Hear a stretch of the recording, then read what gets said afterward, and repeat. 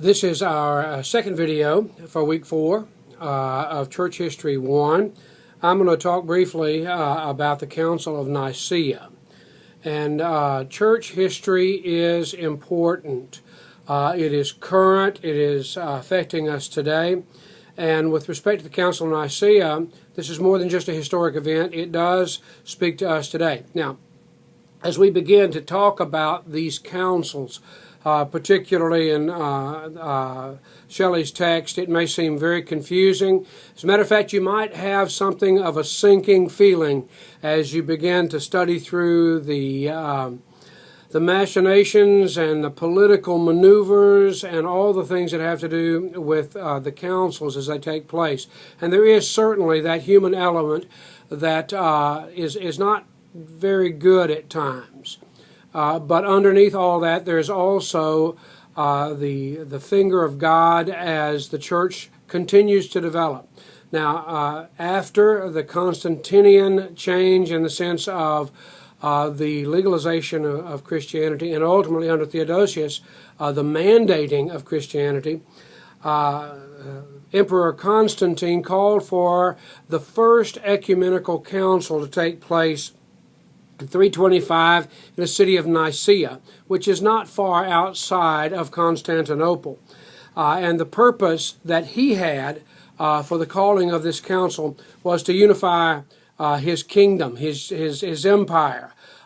He saw that there were intramural struggles going on within the Christian community, and he saw that as unhealthy for the empire. He was not far enough along in his faith to be able to know which way it ought to go. He simply was something of a neophyte, an observer, but he wanted unity. And so for the uniformity of doctrine and for the health of the empire, he called this council. 318 bishops gathered at empire expense, at the expense of the government, brought them there, and this was quite an assembly. Many of them coming close after the Decian and Diocletian persecutions. They had scars from their imprisonments and tortures, had lost family members. Some came limping in, one had lost an eye. These were veterans. And they gathered for the purpose of the church. Now, their enactments dealt with three things. The first, interestingly enough, was the date of Easter. They had to settle on Easter and when it was, and of course, we still hear reverberations of that decision today. Is the Easter that we celebrate today the accurate one? And no one knows. But they had to settle that, and they did that at Nicea.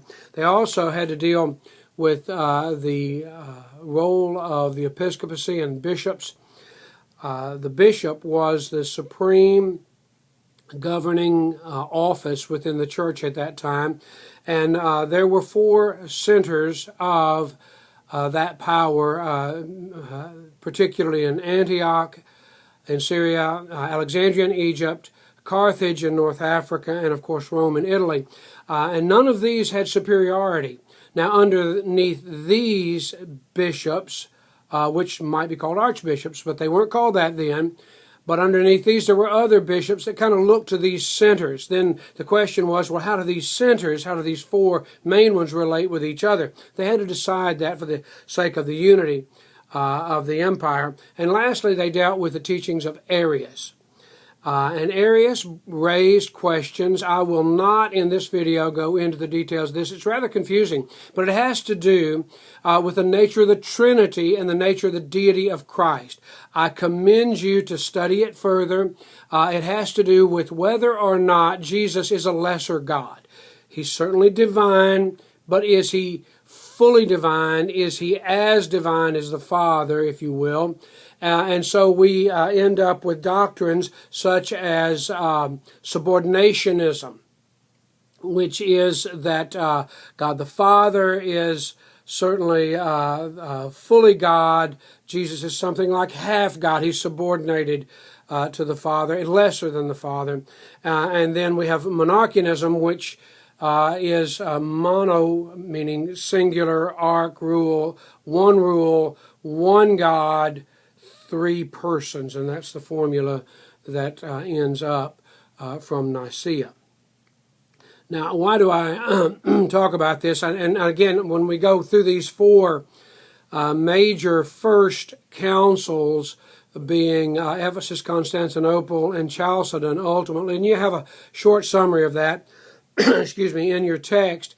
And these are all important, although they do get rather complicated. Here's the question: is this the beginning of a negative era in the history of the church? And certainly there are negative things that develop, but I would also say that it's a necessary era. There were wonderful and powerful things going on, even as the political nature of the church began to take precedence because of the involvement of the emperor and because of simply the weight of success within the early church. So one last note with respect to Nicea. This becomes very, very current to us today because a few years back, a novel was written called The Da Vinci Code. And you may or may not have read that. I did because simply of the content. I do not recommend it. The movie was made, so forth and so on. But in chapter 55 of that novel, let me read you just a short passage, and I think you'll see the reason why church history is so very important today. One of the main characters of this novel is a young woman by the name of Sophie Nouveau. Now, that also could be translated to mean new wisdom. Sophia is wisdom, nouveau, new. And so there's some symbolism there. Now, she's talking to something of a scholar named Lee Teabing, and this is the way it's written in the book. Indeed, Teabing said, stay with me, during this fusion of religions, Constantine needed to strengthen the new Christian tradition and held a famous ecumenical gathering known as the Council of Nicea.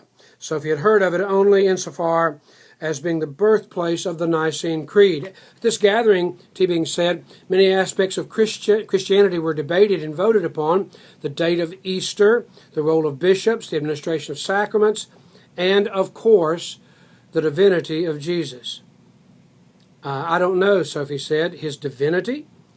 My dear, Teabing declared, until that moment in history, Jesus was viewed by his followers as a mortal prophet, a great and powerful man, but a man nonetheless, a mortal.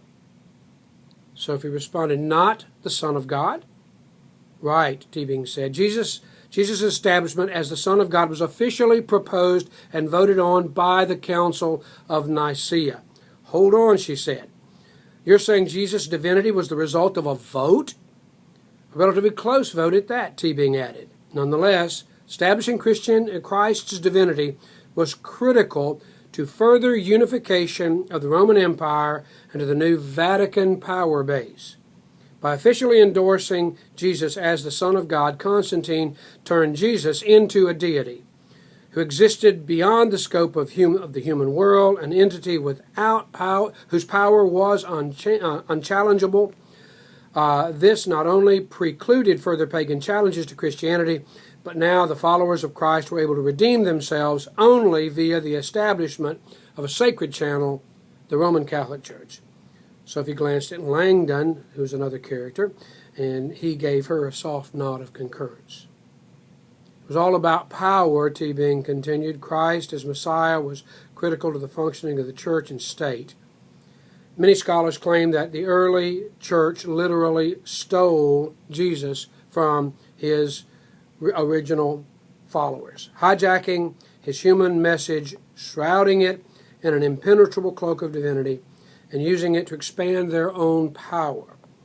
I've written several books on the topic. I assume devout Christians send you hate mail, she said, on a daily basis. Why would they, Teabing countered? The vast majority of educated Christians know the history of their faith. Jesus was indeed a great and powerful man. Constantine's underhanded political maneuvers don't diminish the majesty of Christ's life. Nobody is saying Christ was a fraud or denying that he walked the earth and inspired millions to better lives. All we're saying is that Constantine took advantage of Christ's substantial influence and importance, and in doing so, he shaped the face of Christianity as we know it today. Now, the shocking part is the wide readership and support the Da Vinci Code has met. And there are many scholars, if you want to call them that, who write on this today. Bart Ehrman and others, Lost Christianities, and the resurgence of paganism, that Nicea was a turning point. There's a turning point toward basically the Catholic Church and all the negative things of history surrounding that. They want to call us back to a Jesus who is pre-Nicene. And instead of that, I call us to a formulation that was developed at Nicea, the Nicene Creed. You can read it in your book. May God help us as we stand for truth in our day, just as they did in theirs. God bless you.